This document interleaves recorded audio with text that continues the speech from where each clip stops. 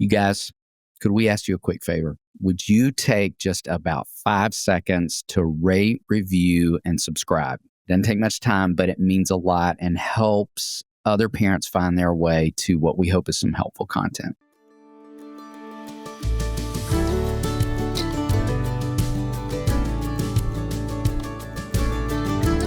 Welcome to the Raising Boys and Girls podcast. I'm Sissy Goff. And I'm David Thomas, and we're so glad you've joined us for this conversation.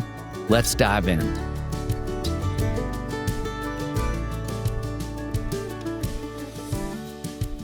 I'm not excited about this conversation. Me neither. You really probably should be on YouTube because I bet both of our faces are red the whole time because we're going to feel so convicted about the entire conversation. I'm going to talk about our faces in a few minutes, so heads up. Uh-oh. Well, let me say, though, before we get into it too much, I want to say one of the things that I've learned from you about being a one that has given me a lot of freedom and made me chuckle at myself with maybe daily regularity. Uh-oh. You say that one of our things we have to do as ones we want to do is clean the counters.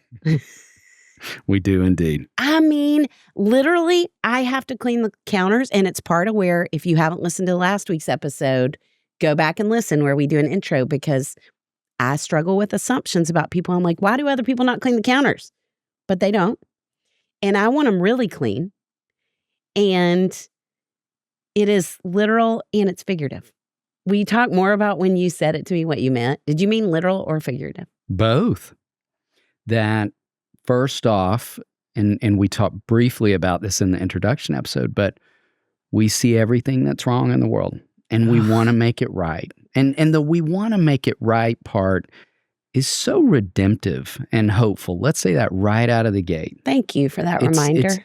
We want to do good things in the world. We want to redeem things in the world. We want so much to bring goodness and rightness to the world. Like there is such a good and strong desire that's underneath this, but it can translate into control and rigidity and obsessiveness and so many things. And even to your wisdom and what you just said, like, we can wrongly assume that other people don't have a desire to help us out. And the reality being, they just don't see it. Right. Like I see all the stacks. I see all the coffee stains on the counters. Yes. I see all these things. And my wife just doesn't see them. And hats off to her. I'd love to have that extra cognitive real estate, you know, where I wasn't devoting so much time and attention to things that in the big scheme of things just don't matter a lot sometimes. And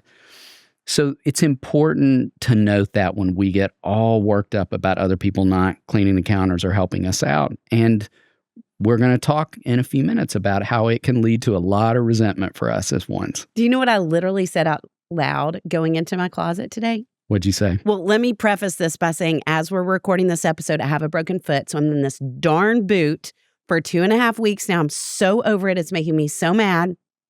And I walked into my closet picking up things and literally said out loud, it just makes me feel better about life when everything's in its place.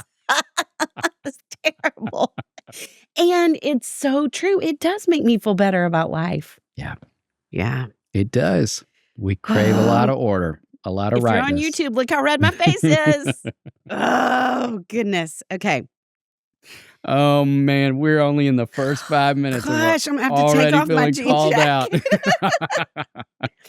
Okay, let's start with an overview. Let's just go back and forth about things that are true about ones. And we're going to say good things, and we're going to say harder things, too. We are. My And we jacket's off may, a little bit. this feels like an important disclaimer to give on the front side. Those of you listening who are ones, because both of us live in this number, you may feel like we're being a little harder on you. And what we would hope you would experience is two people who understand what it is like to be in what I call this mind battle all the time. You know, I remember in tears saying to my wife one day, like, there is a war waging in my head at all times. And that's a great lead in into this first thing, because Ones see the world accompanied by an internal voice that is relentless. There's this ever-present inner critic who is pointing out every mistake. And the more critical we get of others, other people, other things as ones is, for those of you who live with ones and loved ones, is an indicator light of how angry and frustrated we are with ourselves. And it's coming out sideways. So that's always something important to note is going on underneath when you feel a lot of that criticism. And I heard our dear friend Suzanne Stabile once say that the inner critic is consistent, not constant, like it's happening all the day, all the time, every single moment of the day, but it's consistent and then it never lets up. The inner critic never takes a vacation. The inner critic never gives you a Sabbath. Like it's always present and could rear his head and point out anything wrong about us in any given moment. So that's a first thing to note. I loved that she, at some point, I wish I remember exactly how she said it, but she just said, ones, I have so much empathy for you.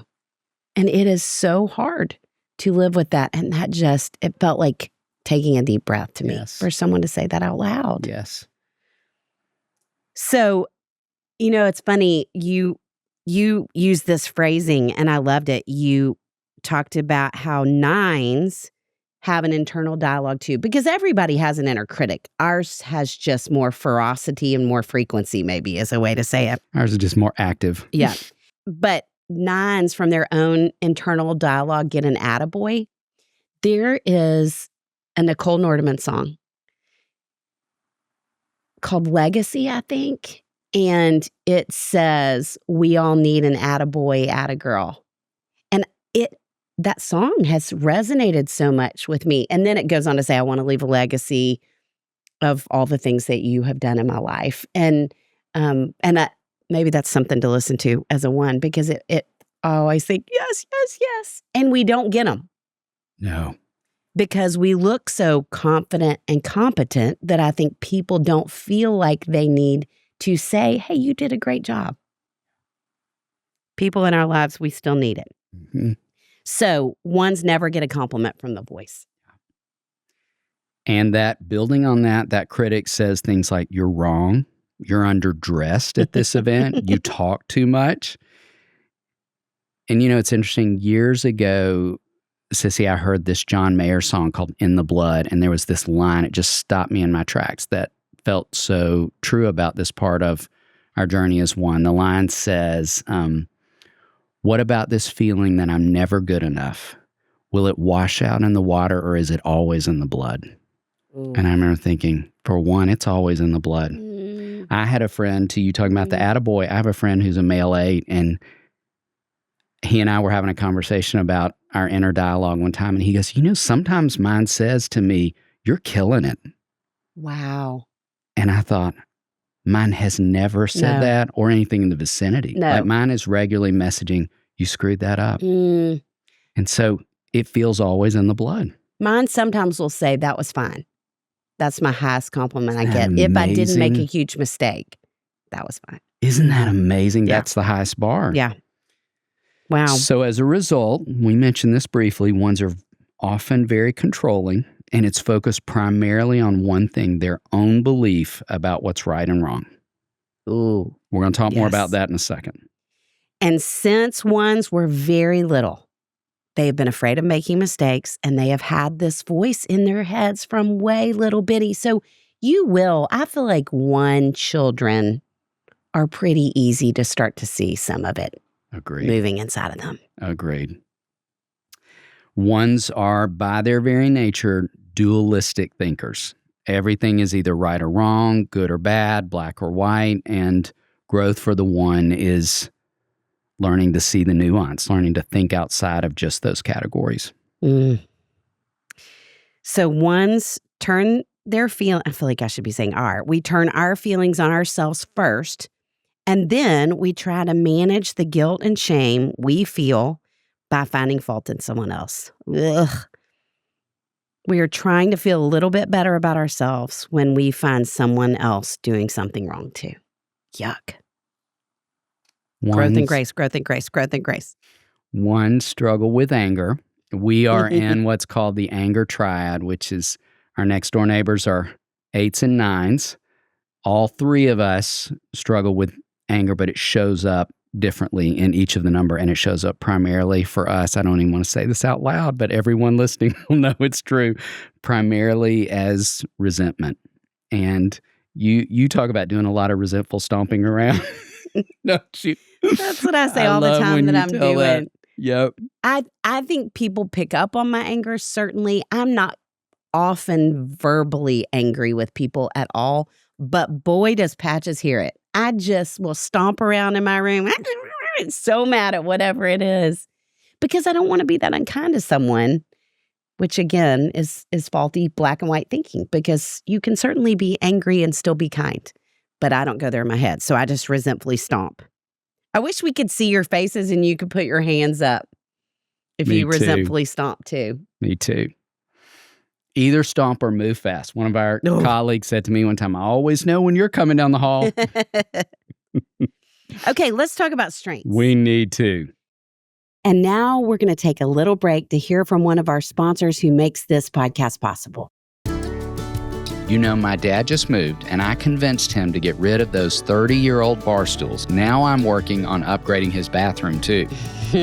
Baby steps. But honestly, the first thing I do is put in a Jolie shower head. I didn't realize until recently how much chlorine and heavy metals are in our shower water. It's damaging our hair and skin every day. Exactly. And Jolie fixes it. It's lab tested, clinically proven, and actually makes a difference. My skin feels healthier, and my hair doesn't have that frizz battle anymore. And let's be honest, if something can reduce frizz by 40%, like Jolie's been proven to, I'm listening. Plus, it's gorgeous. I mean, I like my bathroom to feel calm and cozy, and Jolie looks like it belongs in a spa. Strong water pressure, universal fit, and honestly, it just works. It's such a simple change, but it's made a huge difference. Jolie will give you your best skin and hair guaranteed. Head to jolieskinco.com/RBG to try it out for yourself with free shipping. And if you don't like it, you can return your Jolie for a full refund within 60 days, no questions asked.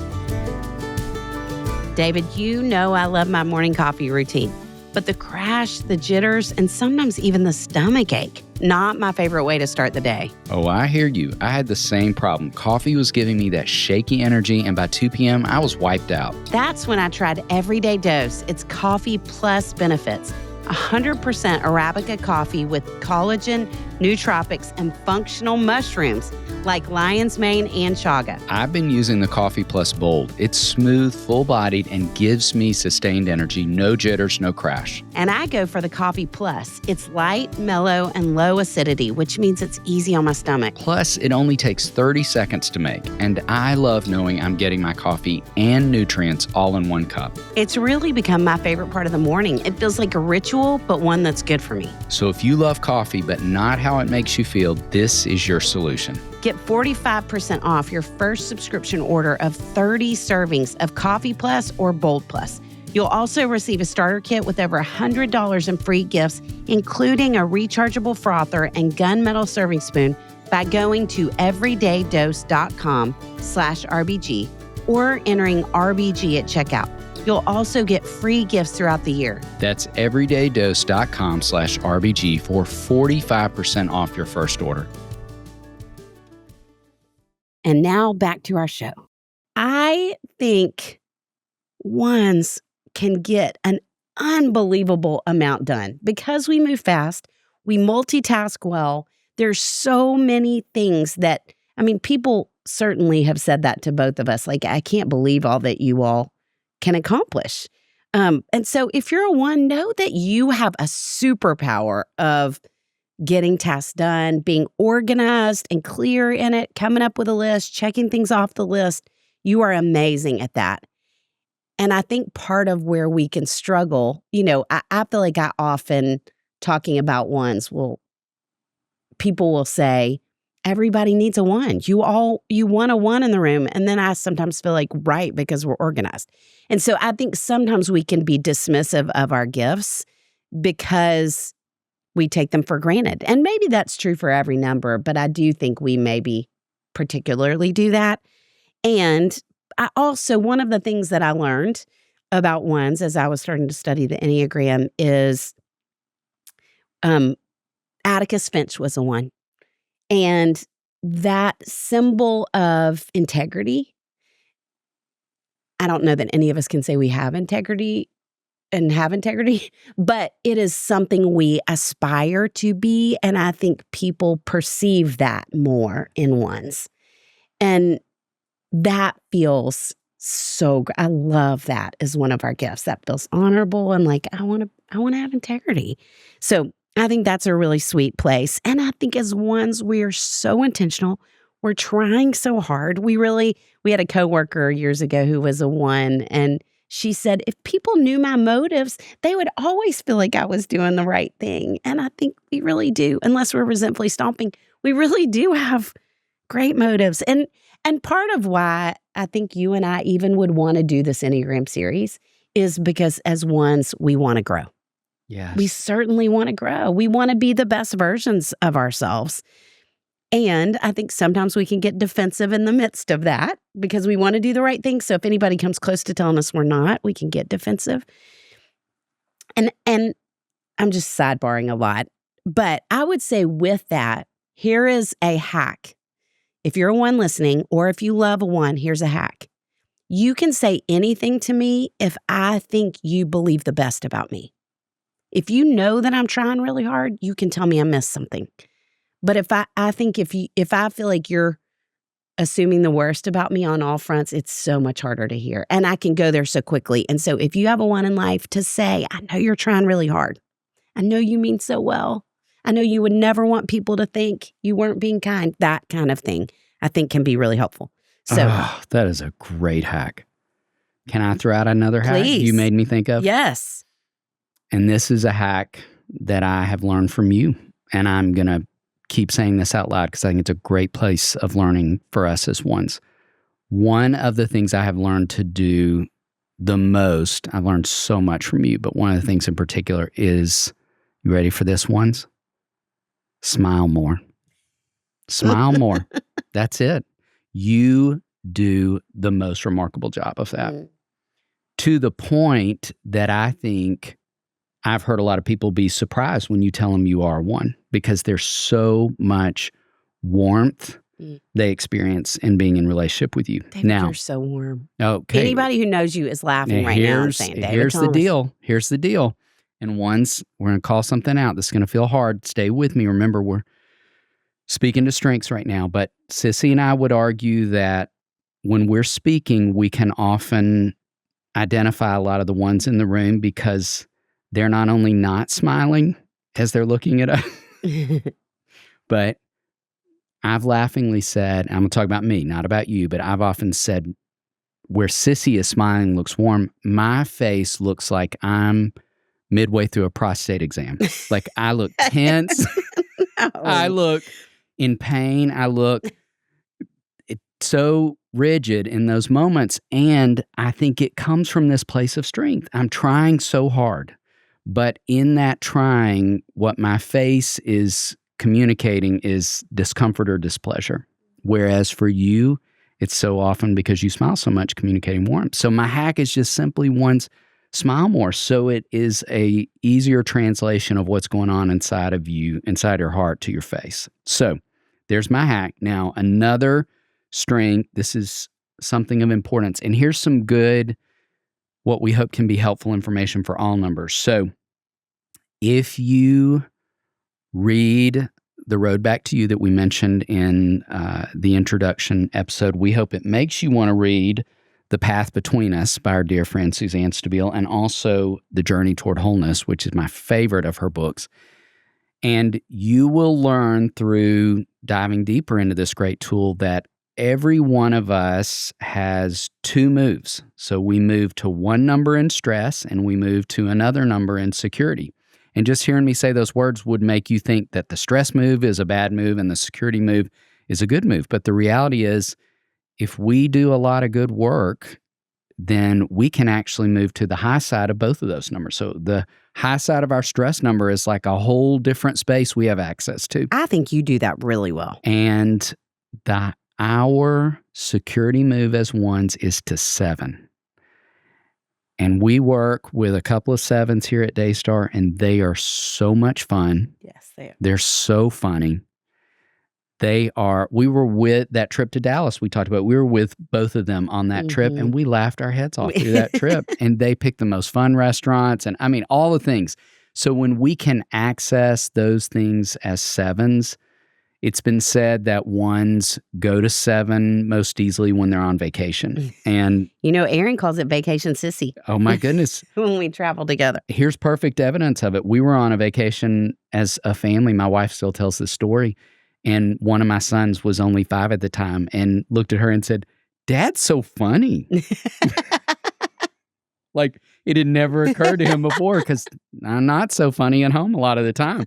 But I was so fun and funny on vacation. And our challenge to you would just be, how could we access more of that outside of vacation? Yes. Because we can. We have access to that number every day, all the time. All right. Great it's time reminder. to talk about some struggles. We've already been talking about some. Yes. Okay. 1s need a project. That's a really important thing to consider because if we don't, we will make people our project. And 1s can get in everyone's business under the guise of being helpful. I've laughingly said over the years, when I'm at my worst, I start to function like I believe I'm the 4th member of the Trinity, or at the very least, God's Southeast representative. And I have all these ideas for everyone. They just need to listen to me. I can become, my wife calls it project manager of the planet. I'm just want to tell everybody what to do and can become so controlling in it if I don't have a project that I can channel all that energy into in a productive way. Okay, growth for 1s. Where I want us to be thinking, 1s expect too much of themselves and others both. And the reality is, you all, no one can deliver that kind of consistent, correct behavior. And that spills out on others. I sat down and had a conversation recently with these 2 friends who are brilliant, intuitive, thoughtful, deeply intentional parents, and both 1s. And they said, they were talking about how their daughter came to them recently and said, "I just need more downtime." And as 1s, not only do we not need as much downtime as the rest of the world, we don't let ourselves have downtime. And so I said, and she does.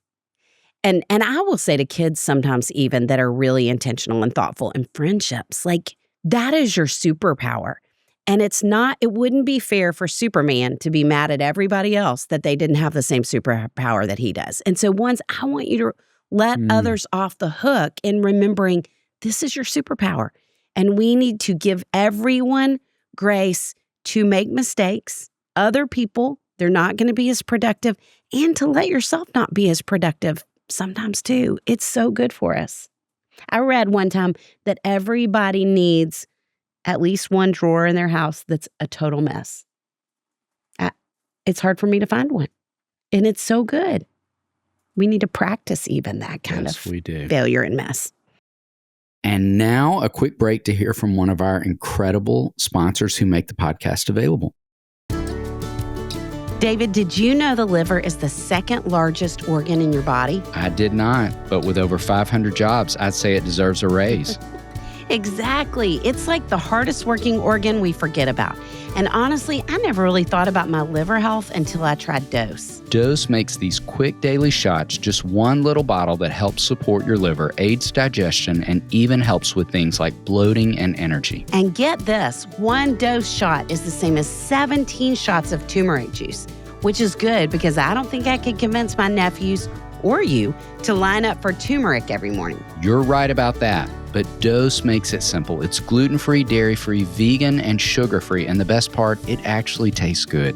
So if you're ready to start supporting your liver, the organ that does it all, Dose is such an easy step. Save 30% on your first month of subscription by going to dosedaily.co/RBG or entering RBG at checkout. That's dosedaily.co/RBG for 30% off your first month subscription. And now back to the show. Speaking of grace, let's offer more. We would want to encourage ones to come up with a mantra, something you could say back to yourself in the hardest of moments when you might find yourself kind of spinning out or spiraling in some of these places we're talking about. And one that I have adopted over the years that's been so helpful to me is to just say, David, that's good enough. Good enough. Because one's listening, it turns out there is more than one way to load the dishwasher. There is more than one way. There's not one right way. There is not one right time to take the garbage out. There's multiple opportunities for that. So all the things that, again, we can see that are wrong in the world, let's apply some good enough to those places. Can I tell you a place where I did it just this week? Yes. So you and I are currently in the middle of editing our newest book, and we were sent the manuscript to work with, and I could find myself picking apart every sentence in a paragraph, thinking, why'd you say it that way? Like, that doesn't make sense. And having worked with this mantra long enough, I could step away and come back and just say, you know what? It's good enough. And I would imagine most every writer would find something, if not many things, they'd like to rework, re-say, redo in a manuscript. And I might argue that I think ones could find it in about every paragraph, given the opportunity. Well, let me just say, as your friend who feels defensive of you, it's great. You're kind. And we can't say what the book's about yet. We're not allowed to announce it. But parents, it's great. It is so important of a conversation. You said it so beautifully. I cannot wait for that book to be out in the world. You're so kind. I can't wait for it to be out in the world. And it'll be good enough when it is. Okay, let's talk about 3 things we want each of us for every parent who's a 1. Okay, you go first. Okay. Number 1, as David talked about, I want you to learn to see or at least comment on what's right before what's wrong. Because as he said, we see what's wrong first, and I think then we take it a step further and we say it. And the people around us who took care of everything that they saw with their non-1 eyes feel so discouraged when they have worked really hard, and then we come in and say, well, you missed this spot. And so try to remind yourself to see and comment on what's right before what's wrong. Number 2, we talk about this a lot at parenting seminars. I want you to let the bottom 20% go. Yes. When people say, I think often to ones, choose your battles, it's hard for us to choose a minor battle because nothing feels minor. It all has the same degree of emphasis. And so literally, the things that you're frustrated about with your kids, the things you're frustrated about in your marriage, I mean, whatever it is where you're in power struggles with people, make a list of the top 10. Stop talking about the bottom 2. Let it go. And when it comes up for you, God, I forgive them. I'm not going to practice resentment in those moments. So let the bottom 20% go. And I would say, if you're a parent and you haven't, I really would love for you to read The Worry-Free Parent. Yes. And I wrote a chapter. I've never said this out loud, but I wrote a chapter for 1's. And part of that is a lot of our amazing female therapists on staff, when they work with girls, and ones I'm going to call us all out on this, when they work with girls who have a 1 parent, often they will send the parent to me for a parent consult. Because of what I was saying before, I think we can get so defensive that all we think about, all we talk about are the things that we're doing right. And it can be hard for people to step in and give us some suggestions. And because I get that, my hope is if you were to sit with me, you would really feel like I was on your team. Because I know you're trying as hard as you can. And that is why I wrote that chapter, because those are the very things I say to parents in that space in my office. You are trying as hard as you can, and we all miss some things. And so we need to be aware of even with worry and anxiety, how it impacts others, because often we're not looking at that. So chapter 3 of The Worry-Free Parent. And Sissy, it feels important that we say something that we've learned that could be one of the hardest moments of this episode for one's listening, but I want you to hear it with not only a lot of grace, but I hope it creates some urgency and challenge to go even deeper as you hear us share these things. We've both heard our dear friend Suzanne Stabile say that as she travels across the globe, she hears from adult children of one parents more than any other number. And what we want you to hear us say is, one, we're not surprised to hear that.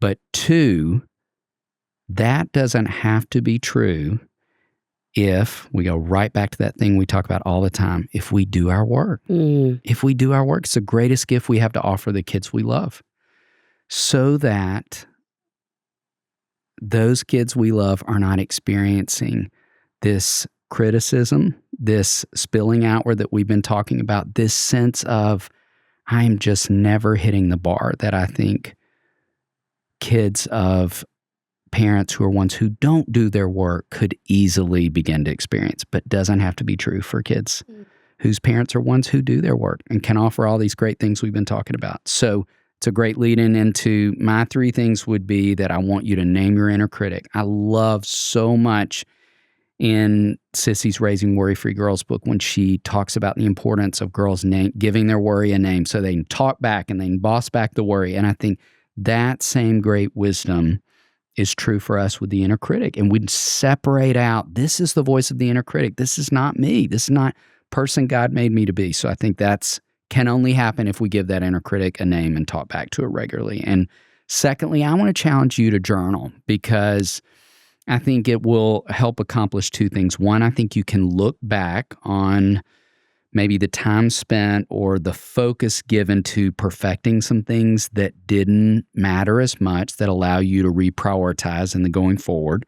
I think also because we see everything that's wrong, I think it's easy for us to find our way to the negative with a lot of consistency, and journaling could open up this opportunity for more what I call balance reporting, where I am noticing the hard things, but I'm also giving a lot of attention and words to evidence of God's faithfulness in my life too, and writing those things down as part of practicing that balance reporting.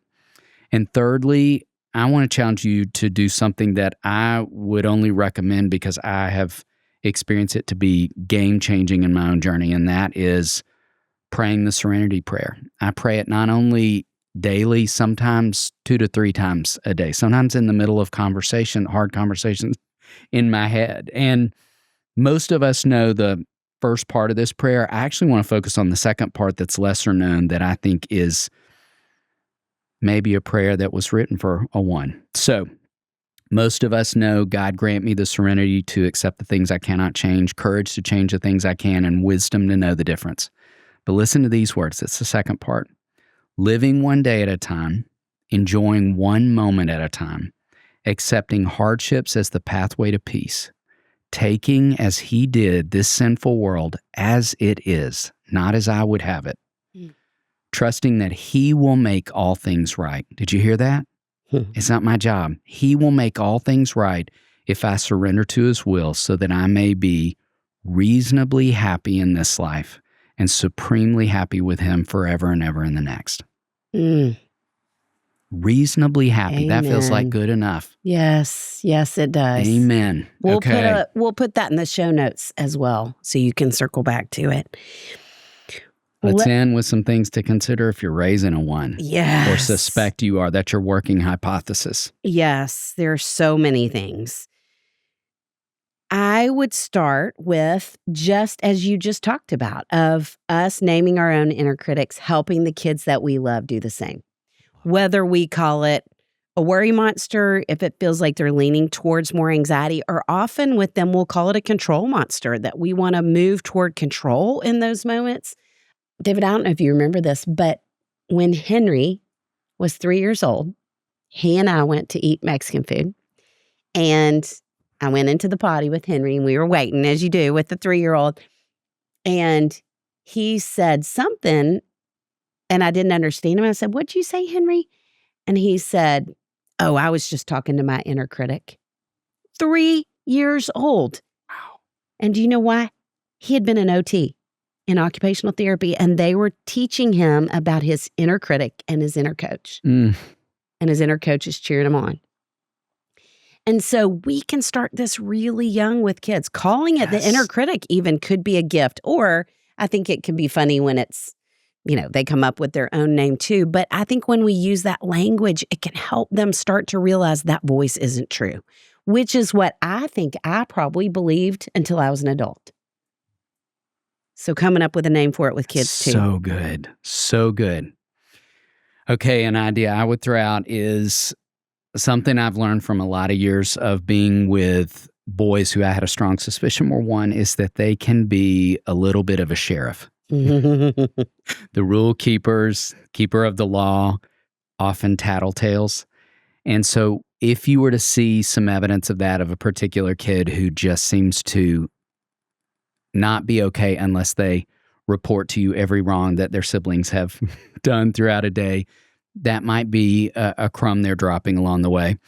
We have a dear friend and colleague here at Daystar who was at one point in time a first grade teacher, and she had the same experience in noticing that there were certain kids who just needed to tattle about everything. So she kept a notebook opened in her classroom where they could write those offenses down so they didn't have to say them out loud, and that the writing of them down would disincentivize a lot of kids to want to need to do it, to take the time to do it. But my guess would be the ones always found the time and made time. Of course. And her notebook was open underneath a photo in her classroom of the president. So she called the practice, "Tell the president." Isn't that so fantastic? So they'd have to walk across the classroom, and she would see certain little girls who she was probably convinced were Enneagram ones, like just swinging their arms and telling the president every wrong they'd observed on the playground. And lastly, I want you to go back and listen to our episode where we talk about birth order with kids, because there is a great likelihood that your oldest might be a 1 or your oldest girl might be a 1. So head back over and to listen to that, because one of the things I talk about there is something I would say to you.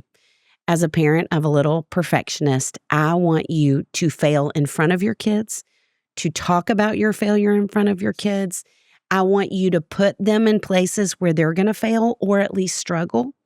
And as we do those things, I want us to laugh together, not laugh at them, because I think we are especially prone to that being something that hurts us, but laugh with them. Laugh at yourself in front of them. It is so good for us to learn to not take ourselves so seriously. Okay, I want to say one last thing. Please. And not to over-spiritualize John Mayer, but when you said that about it's in the blood, I immediately thought about Jesus. And I think if it weren't for grace, the weight of the yucky parts of a 1 would just send me under. Yes. And years ago at Hopetown, our dear wise friend Melissa said something that I had painted on a sign and has been hanging in my office for decades that says, "He doesn't ask us to try harder. He just makes us new." And I think Suzanne said something similar to that, that it's not that we have to try so hard, it's that we learn. And it's that we pray, even the spiritual formation that you're talking about. Doing our work doesn't mean now you have to white knuckle it that much harder. It means that we learn about it, that we surrender ourselves just like the prayer you prayed, and trust that God is at this great redemptive work in every single one of us, no matter what our number is. Amen and amen.